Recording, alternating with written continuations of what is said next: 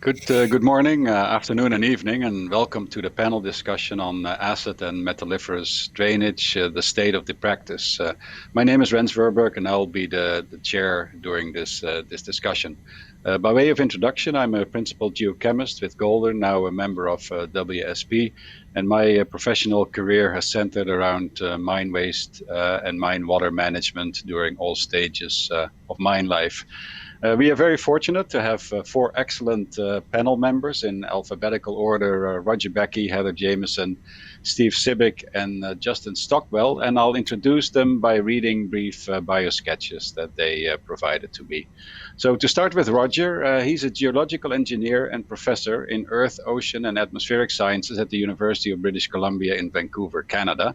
His area of research is groundwater, hydrology, and geochemistry, and he uses laboratory experiments, fieldwork, and numerical models to study the hydrology and hydrogeochemistry of mine waste rock, the impacts of fugitive natural gas on groundwater in the Peace region of northeast British Columbia, naturally occurring arsenic in aquifers in South Asia, and the biogeochemistry of Fraser River Delta groundwater systems. To move on to Heather Jamieson, she's a professor of geological sciences and geological engineering at Queen's University in Kingston, Canada. Her expertise is in environmental geochemistry, particularly the mineralogical controls on the mobility of metals and metalloids in mine waste. She has pioneered the application of automated mineralogy and synchrotron-based microanalysis to metal speciation in mine tailings, soils, and sediments. Much of her research has focused on arsenic associated with gold mine waste in Yellowknife and Nova Scotia, and the recent focus is on the environmental mobility of critical metals. Steve Sibbick is a principal geochemist and the Canadian Mining Services lead for wood. He spent the early part of his working life on mineral exploration, but has focused most of his 30-plus year career on mine waste and water management for mine development and closure. And last but not least, Justin Stockwell is a senior hydrogeochemist with Lorax Environmental Services and has 20 years of experience conducting mine-related environmental studies and assessments. With academic training in geology, geochemistry, and hydrogeology, his work has focused on the environmental management of mine water, mine waste, and mine influence systems, including surface water and groundwater. Justin has considerable expertise integrating catchment and mine-scale processes to inform mine plan design and mitigation of effects on water quality and quantity for proposed operating and abandoned mine sites. I'd now like to invite the four panel members to provide a brief overview of their take on this particular topic, and then we will start the discussion afterwards. So let's do this in alphabetical order again. So if I can invite you, Roger, to kick this off. Okay, thank you very much, Rens, for moderating, and thank you to all the other panelists here for participating. The topic was state of the art, and I think I'll talk about the state of the science, and in particular waste rock, which is my area of interest, and just a few quick thoughts, and then hopefully we can explore them more in discussion. So in terms of the state of the science, I think first I want to highlight is the recognition and the importance of mineralogy and lithology.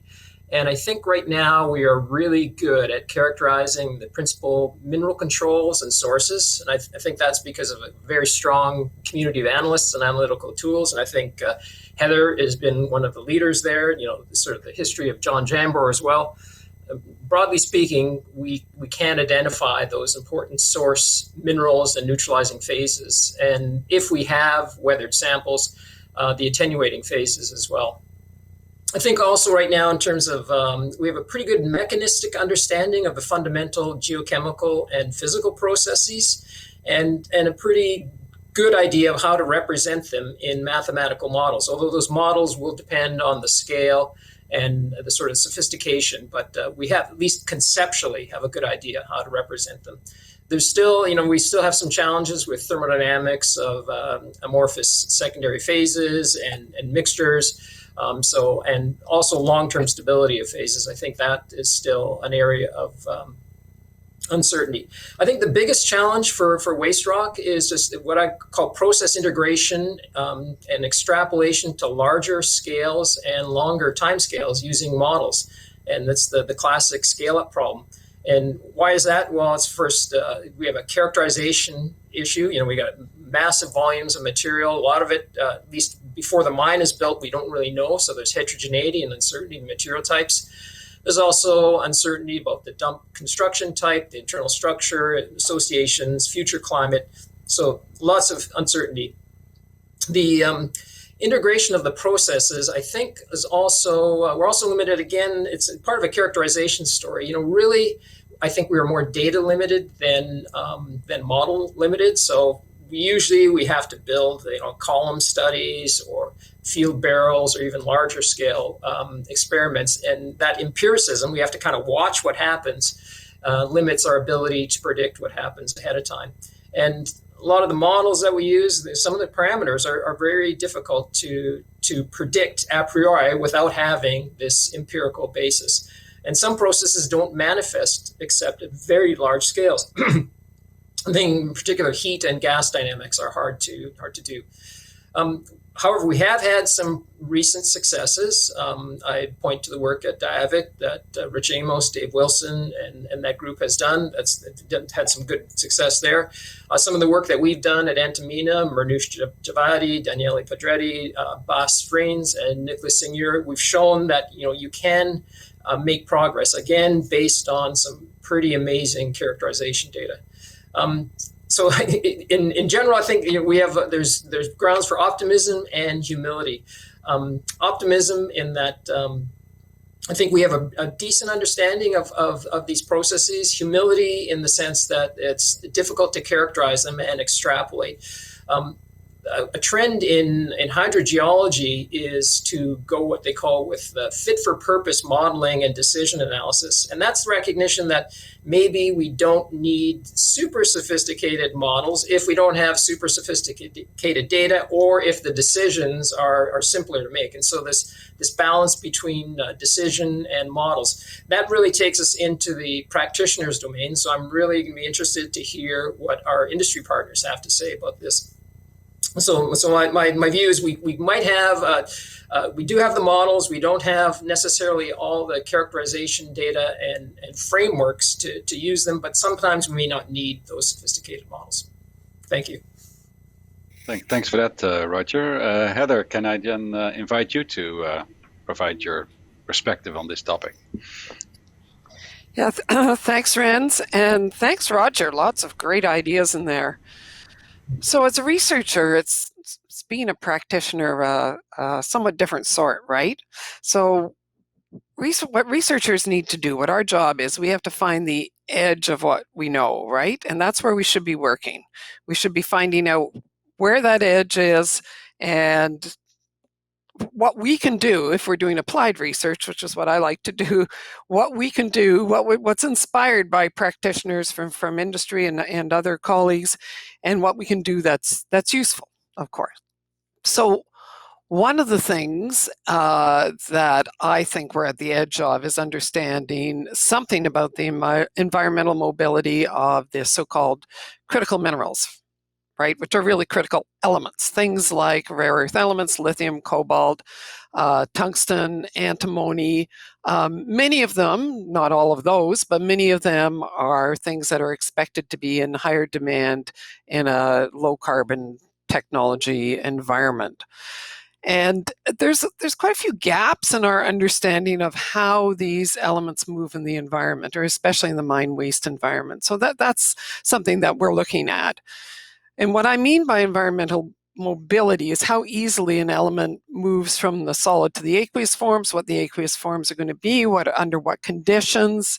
Is there going to be some sort of dissolution or precipitation reactions, absorption or co-precipitation, and under what conditions these are going to be effective. And there's some big gaps in those elements. I think in some of the other more commonly studied in elements we're quite confident.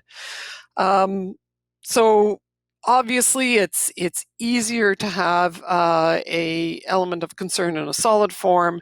It's easier from the management point of view, but all these things need to be figured out. And as we do that, as that knowledge emerges, we can predict what sort of concentrations you might expect in mine waste of these commodities, right? But here's a problem, because for many cases, we don't know how much is too much, right? We don't have regulatory guidelines. We don't have, or it's coming, but we don't have all the toxicity information that we need to understand how much is too much in drainage water, in soils, in dust, and all sorts of quality that needs to be monitored. So we need to work with colleagues, and we know this is going on now, colleagues that are looking at that sort of science as well. And when you look at some of consider some of the critical elements that we've been working on in our group, let me think. Well, antimony is one where we actually do know quite a bit about the toxicity of antimony. There are guidelines, they're a little spotty, but there are guidelines here and there. Antimony is an interesting one because, well, stibnite is not the only, but it's a common ore, and stibnite, antimony sulfide, tends to dissolve relatively rapidly, and it doesn't have any iron in it, so it doesn't get passivated by secondary iron oxides. But what happens to it in the mine waste environment where it's concentrated enough was mysterious for a number of years, because there seemed to be some people who were saying, oh, it's very mobile, and other people saying, no, it's not. And part of that is probably, as was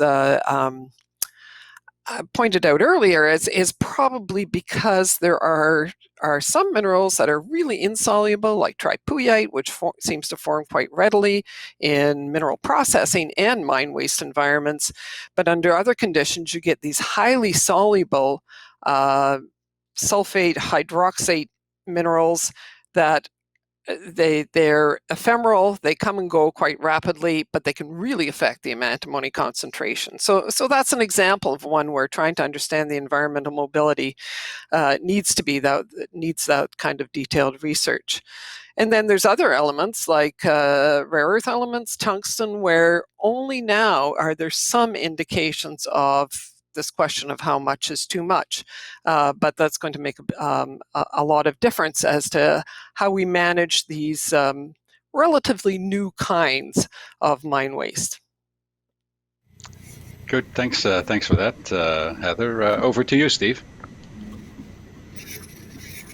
Thanks, Rens. I guess I get to be the first quote-unquote practitioner up here, so my comments might be a little different, but fair enough. And just to acknowledge some things Roger was talking about are along the same themes. We've made tremendous progress in the last say 30 years in understanding of the geochemistry of mine waste, how to manage those wastes. But to his point, a lot of times we're on a project with a short deadline of a few years or so.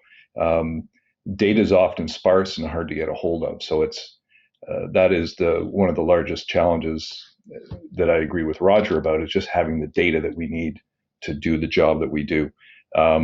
We're basically trying to manage essentially large volumes of mine waste for our clients, put them in a place that is environmentally safe, that meets regulatory requirements, that is also financially sensible to the client. So it's balancing out those things, which is a really challenging part of being involved in the geochemistry of a mine development, and conversely a mine closure as well. So there's certain practical applications of geochemistry that we need to be able to utilize when we're doing a mine waste management plan, say for a site. So we can hit all those targets that will allow that project to be permitted, to continue operation, and then to close successfully as well. And I'd sort of cite two things that are of interest to me, and maybe a little selfishly, they're kind of one of them is kind of imminently of interest because it's I'm involved in several projects where it's kind of reared its head, and one of those is metal leaching prediction. Is we certainly have a lot of methodologies for estimating metal leaching, and specifically neutral metal leaching. I'd say we're not very good at it. Overall, through the geochemical community, we have lots of tests, We have lots of methodologies and processes by which we can do it. But to be good at it takes time, and that time is often equivalent to the time that material might be out in the environment. So one area I'd really like to see some development is in metal leaching prediction. And I guess I could make as an equivalent comparison. We're pretty good at acid drainage prediction or acidification. We know that if you have more neutralizing capacity than acid generation capacity in a material, you're probably not going to generate ARD. Every site is specific, and you have to go through that site specific assessment. But we have some pretty good tools to, with a fairly high degree of reliability, say, that rock isn't going to generate acid, those tailings are going to generate acid, whatever it is, and we can manage our mine waste accordingly that way. And we can do it fairly quickly, right? We can do, labs are in a bit of a challenge state right now because of COVID, but, a 1 month turnaround to get, ABA results, say, is not a bad timeline to make some decisions, especially early in a project. We can also do on-site testing and get results back potentially within 24 hours, depending on the mineralogy of the deposit and some other considerations, that we can use that information to almost in real time manage waste. We can't do that with metal leaching, especially neutral metal leaching right now. And I don't know if that's something that's achievable, but it would be something to aim for. Can we through, I don't think any magic bullet, but just, or magic technique, but just a sort of a compendium of data and information, come up with, faster, more reliable ways to estimate neutral metal leaching out of mine waste, which I think is something that's going to gain in importance over time. The other thing I wanted to bring up that, and it's something I did research in about 25 years or so ago, is really looking at long-term geochemistry, both in terms of how that geochemistry expresses itself and how we express it, or how we model it. Roger said again, we've got lots of models and lots of ways of doing things to do prediction, but it's really looking at sort of long-term, and when I mean long-term, I'm talking more than 100 years, 1,000 years. How reliable is is the geochemistry that we do to look at sort of long-term behavior? And I really think and it's been noted by others, and I'm certainly not bringing this up for the first time, but early in a mine's life, say at closure, it's really engineering and that dictates how geochemistry is going to behave, whether that's your water cover, your soil cover, whatever it might be, that's mitigating the geochemical risk of the site. But that's going to evolve over time, and I suspect, and it's been put forward by others, that the longer that material sits on the ground or underwater, the more biology, other natural processes are going to affect that material. And I think that's something that's going to gain more and more consideration as we keep building larger and larger mine waste repositories around the world.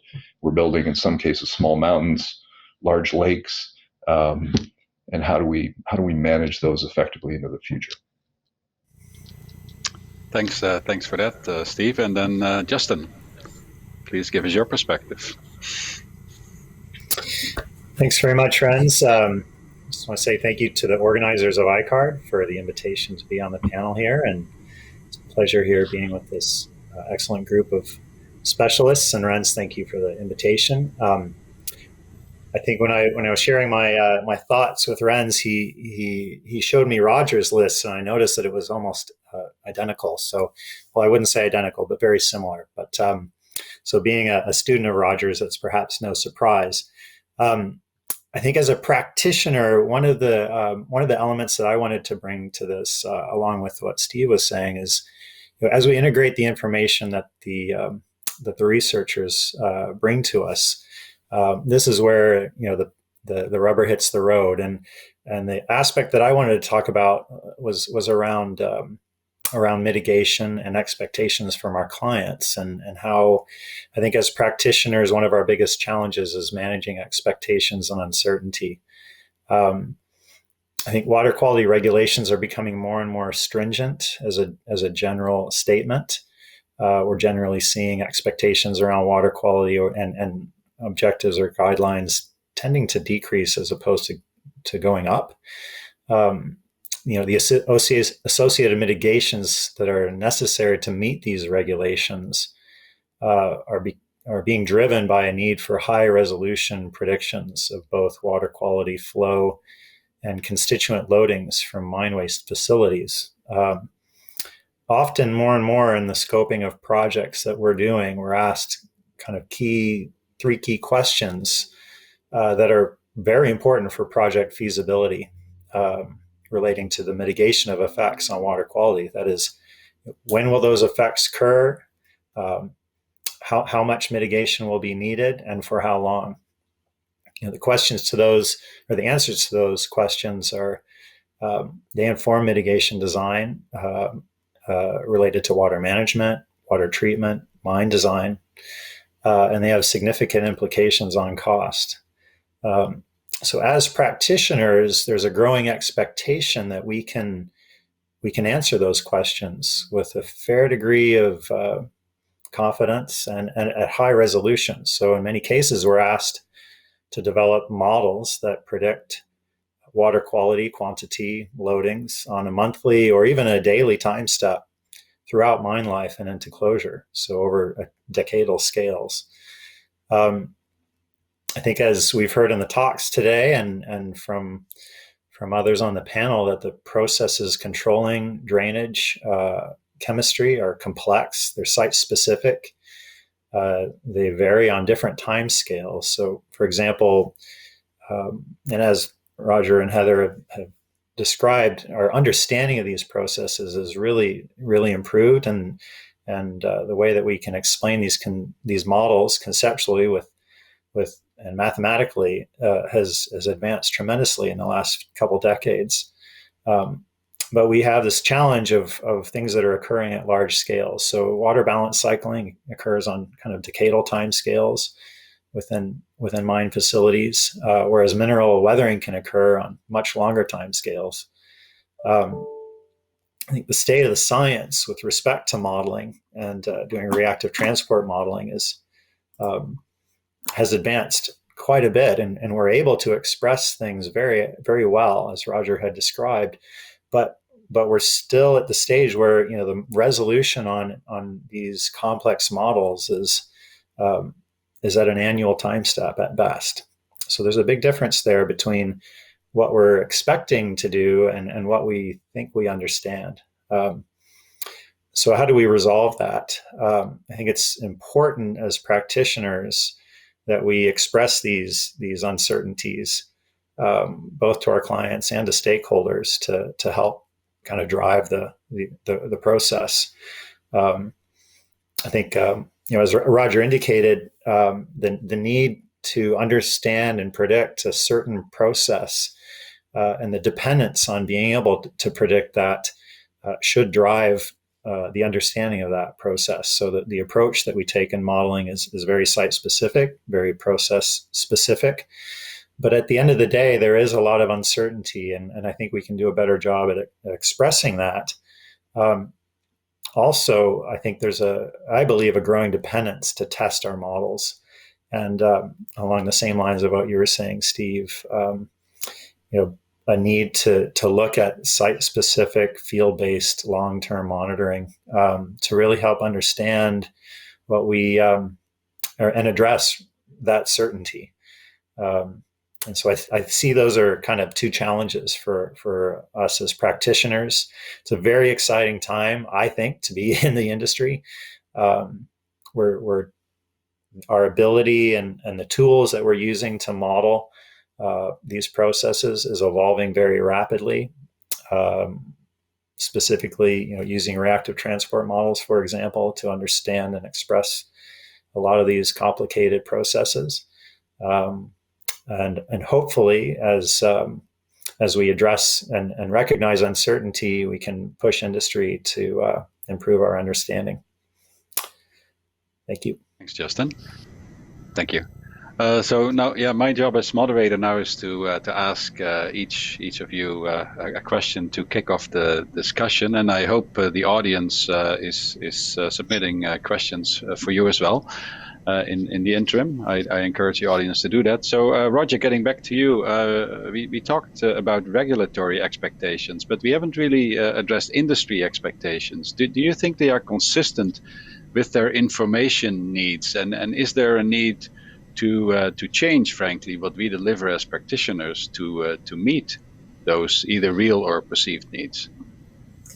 That's a great question. I do think so. Again, and both Justin and Steve mentioned it, that there are limits to what we can do. And I think it's mostly on the data side, although there are certain modeling issues with numerics, et cetera. So, and how do you frame that? I'm not sure. I haven't dealt with clients like you, Rens, and Steve and Justin have. But I've always thought that we needed some kind of either risk-based framework or uncertainty-based framework. And from what we know in the general policy literature, for instance, in climate change, people are not great at understanding sort of probabilistic statements. And so maybe the one idea I have, maybe a bit more from the engineering side, is to cast things in a risk framework, where you attach dollars and cents kind of things to it. It's a kind of a cost benefit or a decision analysis. But that communication piece is really important. And I also think if you can focus on the decisions that you're trying to make, or the options that you're assessing, then that can kind of guide the fit for purpose aspect of the model. How detailed of the model, how detailed of the analysis.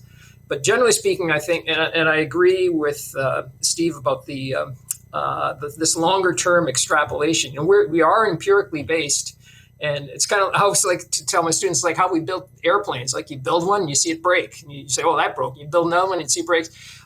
We don't have that time for long term for a lot of these waste sites. We by the time we observe what happens and figures out, it's already happened. So how we do that effectively and how we communicate that uncertainty is a challenge, I think. Good, thanks for that, Roger. I'm cognizant of time here. And I do want to give the audience an opportunity to have their questions addressed as well. So if it's okay with the panelists, I think I'll go to the audience questions first. So there's a comment here, the goal is source control. What do you think is the likely magic key breakthrough that has to happen to see the industry shift from treatment to source control? And I'll just open this up to the panel. So whoever feels motivated to respond to this question is free to do so.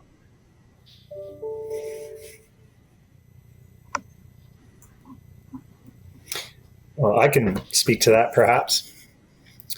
I think, the concept of source control is always going to be site specific. It's going to be driven by what parameters you're concerned about. As Bill Price spoke to earlier in the session, there is a desire and an interest to manage source control through saturating material.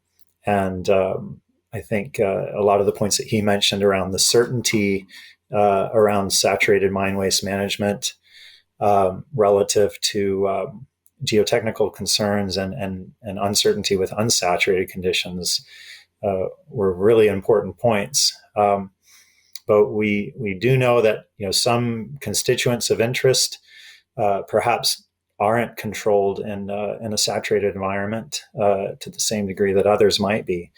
So I agree that the concept of source control is really a driver.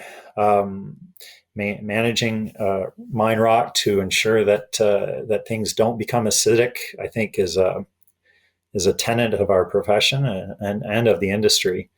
So in that regard, allowing for ARD to occur, I think we generally understand that we do our best to move away from that. But to some degree, the concept of source control is also going to be driven by the parameters that we're looking at, and that's not always an ARD issue. Okay, thanks for that, Justin. Yeah, Rens, if I can just add.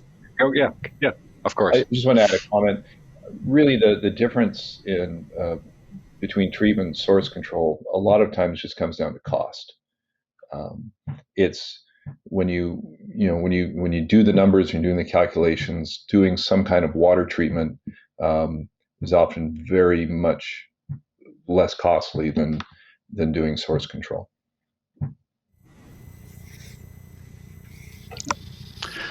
Next question. Given the length of time that it'll take for ARDML to start and continued monitoring requirements of a site at closure and post-closure, what are your thoughts on the perpetual management and liability of the site by the owner or operator of a closed mine versus the practice of giving the site back to the Crown, thereby transferring liability to the taxpayers? Who should be liable?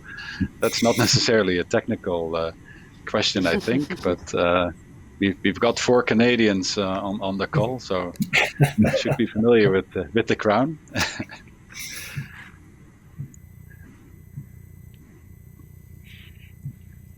Well, I suppose from the Canadian perspective, the objective of mine reclamation and closure planning in British Columbia specifically is that the province is responsible for bonding for new projects.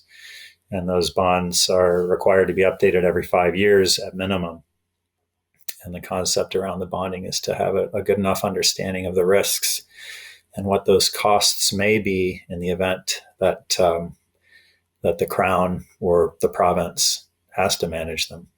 And so that liability is meant to be well defined, and often that liability is expressed or categorized or characterized by the water quality predictions and the mitigations that are developed for the project. And this approach is certainly not limited to Canada. I mean, certainly in the developed world, I think there are very similar vehicles available to make this happen. On the topic of modeling, inherent uncertainties and data limitations, there's often a tendency for proponents to take the more optimistic cases modeled and regulators to take the more pessimistic cases modeled. Does the panel have any thoughts to approach this perspective when those cases have large differences? Is it always a case of simply plan for the worst and hope for the best? That's an excellent question. And I'm sure all of you have an opinion in this regard.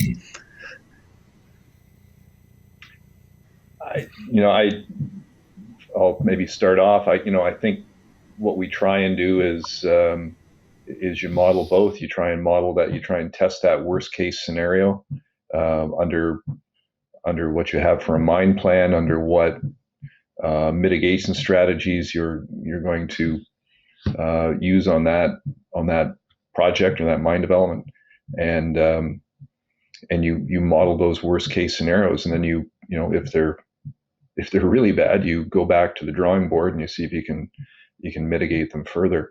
The other aspect is, you take, I'll call it the expected case, based on that current understanding of the mine, the mine plan that they have that's been proposed, our knowledge, as sparse or as detailed as it may be in terms of the data that we can use for those estimations, and we do our best to come up with that expected outcome, but we also have to keep the worst case scenario in mind too. Thanks, Steve. Does anybody want to follow up? From the practitioner's perspective, do people? I hear this from contamination related people in industry that they feel forced by their clients to push the best case scenario. And I've always taken the opposite approach. You should tell your client the worst case. That protects them, because no one wants to be saddled with these liabilities. What pressures do industry people feel from their clients about this?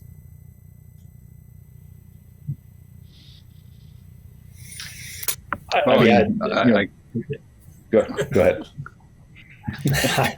Yeah, I'll take a first stab at that. But yeah, I think I think we often, as Steve said, start with the best estimate to inform what we think is going to happen.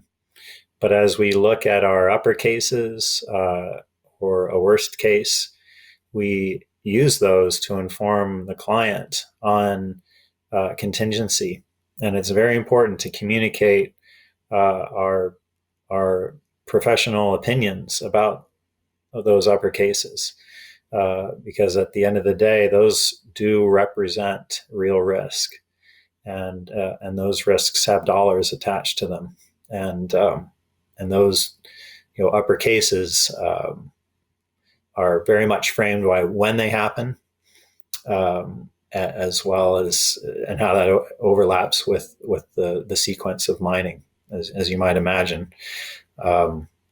So we try to balance the communication there, but I think, as you said, Roger, it's very important that those upper cases are expressed and that the risks are communicated to the client. And the pressures, Roger, that you were alluding to are certainly there. I mean, I recall a client who would get very upset if I predicted anything but distilled water. So that ended up being a very tense and delicate dance around, trying to do what you think is technically realistic, and making sure the client didn't eat me alive, basically. Yeah, I think it'd be no surprise to everybody here that I'm sure we've all presented results that were not well received by the client. At the same time, my experience has been they're all very open to finding a solution for that bad result, right? Trying to mitigate that result, because they know it's in the best interest of their project, of their mine, their company, to do the right thing, to be able to get themselves through the permitting and approvals process as pain-free as possible, and as quickly as they can, under the constraints. And so yeah, you get some unhappy looks sometimes, but you just have to deal with it and move on. Mm-hmm. Okay, thanks. I'm going to skip a question and talk about mining of old waste. That's actually a conversation I've had with Heather. And the example here is gold from legacy tailings, but of course that it applies to many other mine wastes as well. So, Heather, do you foresee any particular environmental issues associated with remining of old wastes? I think in general it's a really good way to go if it's possible to extract additional value from the waste. It isn't always possible, but I think any kind of encouragement of it. For one thing, these materials are already crushed to some degree. They may or may not need further crushing, and as we all know, the cost, both financial and environmental, of crushing rock is a major one in the mine life cycle. So if you can minimize that, that's a good thing. It may be, if they're legacy wastes and they weren't stored in an appropriate way, then it may be that part of the extraction of value could involve restoring them, the mine waste, if they're tailings in particular, in a more appropriate way. So these are all good ideas if technically and economically achievable. My understanding from talking to people in the area is one of the barriers is more the regulatory and governance aspect of it. Is that these kind of efforts are treated like a new mine. There's very few incentives for industry to especially small operators to go in and do this thing. From the environmental point of view, there are some cautions. For example, I can think of a couple of places where legacy wastes are stored. Some of the old gold mine tailings in Nova Scotia are basically in wetlands where they were originally put 60, 80 years ago. and they're pretty stable right now. But if you start digging them up and exposing the sulfide, because they are naturally saturated, not in an engineered impoundment, but just in a wetland, so there has to be some sort of care taken to predict what disturbing the sites will do. And because they are already crushed, the reactions may be fairly quick. You've got a smaller grain size. But overall, I think it's something that it'd be great to see more practical research and activity. Good, thanks for that, Heather. And the clock has run down to 0 on my screen, so I'm afraid this is where we have to end it. I hope the audience found it informative and interesting, and I certainly want to thank the conference organizers, the panelists, and the audience for their participation, and hope you all enjoy the remainder of the conference. Thanks very much again. Thank you. Thank you.